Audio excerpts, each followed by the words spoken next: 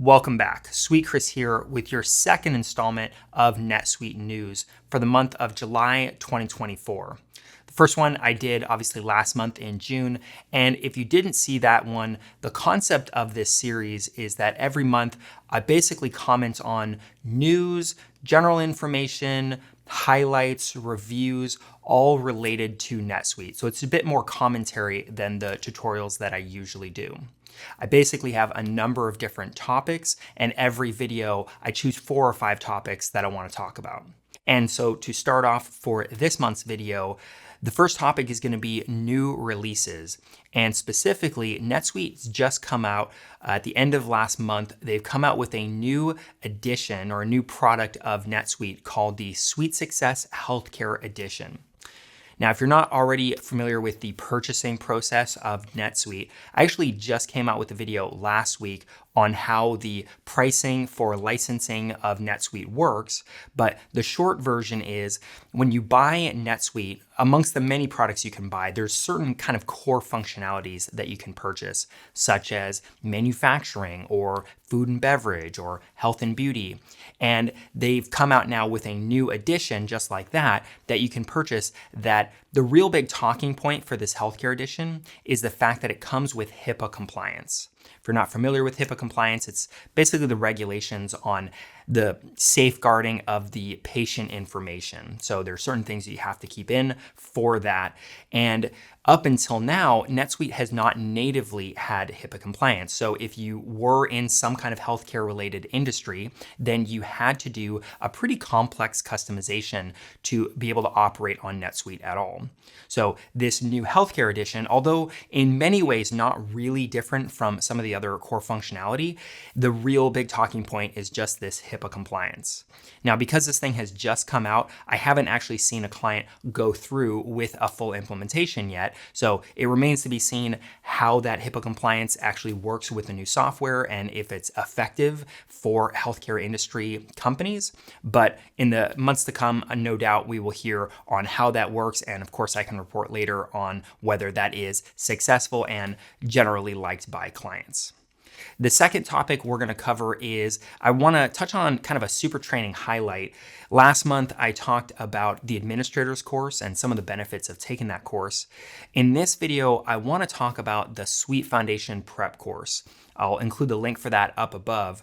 But if you're not already familiar, which I'm sure people watching this video have heard me talk about this before, when you get into the NetSuite world, the first level of certification and exams that you can take is called the Suite Foundation exam. It's really the barrier to get to any of the other certifications like administrator, the ERP consultant, etc. So the Suite Foundation exam is known as being, especially for new users or brand new or just have been on for several months, it was known as being a very, very tricky test. There's a lot of trick questions. It's like they set it up as almost like a barrier to entry for people who want to become NetSuite certified. So it has been up until now pretty common for people to have to take the test 2 or even 3 times before they can finally pass the exam. So a couple months back, I released this Suite Foundation Prep course, which really just focuses on all the areas that are covered in the test and make sure that you know what you need to know to pass the test, as well as some tips on how to take exams like that, these multiple choice exams with trick questions. So overall, that course there's a lot of content in there. Even though the core course is actually only 4 hours long, I've also included about 10 hours of additional content. If you feel weak or you're kind of unsure on certain areas, you can always turn to that additional content. And so at this point, now a couple months down the line, not only have we had a lot of people sign up for the course and go through it, but I've actually heard back from a number of people. So at this point, I've actually heard back from 26 people, either through email or YouTube comments, that talk about having taken that prep course and then taken the exam, and 24 people out of those 26 have reported back that they passed on their first try. And really I think is most impressive about that is a lot of the people that are writing to me tell me that they took and passed the exam without ever having touched NetSuite.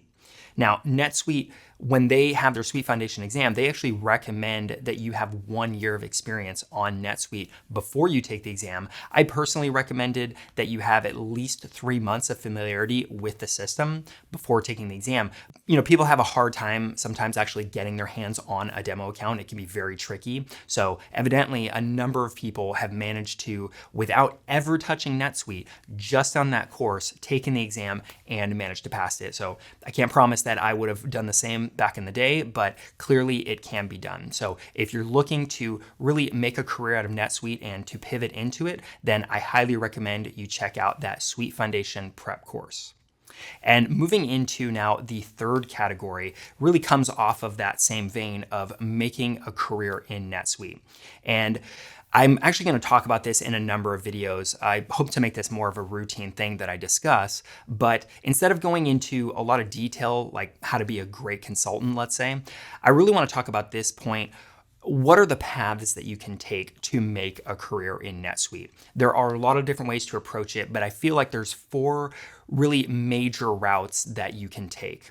So starting from the top, the first route is the client route. In other words, you're going to work for a company, which is a client actually on NetSuite. And so this might be just any business that's utilizing NetSuite or is implementing NetSuite. And even within that path, there's really 2 options you can take. You can either go full on as a NetSuite administrator, where that's the bread and butter of what you do, or you can have just a specialized role that requires you to use NetSuite. So that might be as an accountant, you might be in supply chain management or in project management. There's a number of different options, but something where you're doing your normal trade, but utilizing NetSuite. The second major route to making a career on NetSuite is through Oracle NetSuite themselves. I've spoken over the years to a number of different consultants and developers who started their careers actually getting hired by Oracle NetSuite. And of everyone I've ever talked to, they've all uniformly said that NetSuite is a great company to work for and that they've really appreciated their time working for NetSuite, especially early on in their career. NetSuite really takes a large effort to enhance their own staff and really get them to the point where they are expanding and are able to move on to other business opportunities. It's important to understand how Oracle NetSuite tries to get their new employees. It's not that this is the case for all employees, but they definitely make an effort to take on new college graduates. So if you're not just in the United States, but also in places like Canada and the Philippines, they look for promising college graduates, young people that, despite having no familiarity with NetSuite, NetSuite's able to bring them on, kind of crash course, train them, apprentice them, and have them operate as consultants, sales reps, developers, etc. And of course, at a certain point, oftentimes those guys will become experienced, maybe 3, 5, or even 7 years of experience, and then they'll move on to other opportunities, which really brings me to the third major route, which is working for another partner, another consulting agency. That could either be a solution provider, an alliance partner, or even an independent consulting agency. Now, as I just commented, these companies do tend to look for people with more experience. They're oftentimes getting these guys off of NetSuite themselves or from other consulting companies where they've had that experience and that kind of veteran status in the NetSuite ecosystem. And the fourth major path really focuses on something that I haven't really commented on, which is the technical side. Most of what I've been talking about at this point has really been on the functional side. You're really dealing with the NetSuite interface itself, but there is a whole world really focused around the developers. And that applies not just to this fourth path, but also to the first 3. Clients oftentimes need developers. Certainly Oracle NetSuite likes to hire developers. And then thirdly, you get these consulting agencies, which absolutely require technical consultants for the customizations that they do. But the fourth option is with third-party, either integrations creators or app developers. These guys heavily rely on SuiteScript developers. So if you have some, especially JavaScript knowledge, which is the base language that SuiteScript utilizes, then looking at pivoting into SuiteScript and making a career out of that. And so there's those opportunities for great compensation and great just general opportunities, a lot of work from home opportunities for these trained SuiteScript developers. I do hope in later videos to talk more about what makes a great functional consultant, what makes a great SuiteScript developer, but for the sake of this video, just understand that those are the 4 major paths that you can take to make a career in NetSuite. Moving on to the next topic, we're going to take a look at upcoming events, and really 2 in particular I want to comment on. The first is more of a style of event or seminar that NetSuite's been holding more recently, and they call it the Business Grows Here seminars. They hold them in cities all over the Midwest, the Heartland, the South, places like Kansas City, Milwaukee, St. Louis, Louisville, Austin. And in these cities, again, you can go on the website and you can take a look at any of the dates, but they're these seminars where they basically give you advice on how to grow a small business. And they'll bring in a local person, maybe someone from the Chamber of Commerce or a successful local businessman, to talk about strategies on how to grow your business, as well as, of course, there will be some people from NetSuite that will talk about how you utilize the software to expand. So if you're interested in something like that, these seminars are free for NetSuite clients. And of course, if there's one coming up in a city near you, I highly recommend you check it out. The second event I want to talk about is, of course, the big convention for the year, which is SuiteWorld. That's coming up in early September, and I'm not going to talk about it too much in this video because in next month's NetSuite news, I'm going to go heavily in depth on SuiteWorld. But I do want to say that the deadline for the $1,900 price tag, if you want to buy a ticket, at the 26th of July, the price goes up to $2,200. So if you are looking at going, just be cognizant of the fact that the price is about to jump up. I also want to comment on the fact that if you are going to SuiteWorld, I will be having a free course giveaway for people that find me at the event. So if you want to hear the details about that, be sure to check out the August version of NetSuite News. And moving on to the last topic, this is the app of the month. And the purpose of this segment is to really focus on a third-party app, so not something made by NetSuite, that stands out for some of the other products. There's hundreds, if not thousands, of apps and integrations that work in the NetSuite ecosystem. So it can be hard sometimes to decide amongst many competitors which one's the right one to go with. So I like to kind of focus on and pick out one that is a standout in terms of quality and service and talk about those. So for this month, I want to focus on RF Smart. And RF Smart they work obviously in the inventory management sphere. They are a plugin. They've actually got a number of different products. And I'm sure at some point in the near future, I'll do a whole product review and walkthrough on some RF Smart products. But I'm going to talk about it a little bit more generally here. The fact of the matter is, obviously, NetSuite has some native core functionality when it comes to inventory management.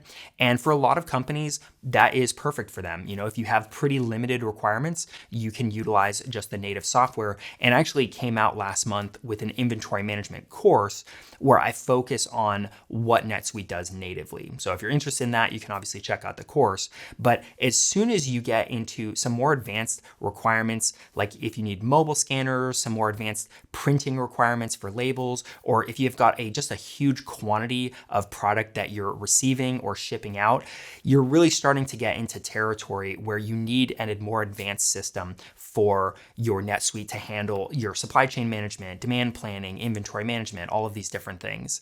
And while it is true that NetSuite has WMS, which stands for Warehouse Management Software, the fact of the matter is, as with some other modules that NetSuite has, it has its limitations. It definitely doesn't have the flexibility that RF Smart does. And in many ways, it just doesn't stand up head to head when looking at something like RF Smart. It is cheaper, however. So what I often find happens is, again, if you have limited requirements, you're fine just using native NetSuite. If you start getting into more advanced requirements and you have a very, very limited budget, then you might want to take a look at something like WMS, where it does fulfill your needs, but it's still cheap enough that you can manage it. But for the most part, if you have those more advanced requirements, you should be taking a look at something like RF Smart, because if you can handle the additional price tag for getting that, then you're gonna find that it just comes with better functionality. It does the same functions better. It has options that WMS just does not have. And I just wanna say out the gate, this video is not sponsored by RF Smart. They don't even know I'm making this, but again, they are so clearly the leader in that area that it goes without saying. So if you're interested in that, by all means, reach out to RF Smart and ask for a demo.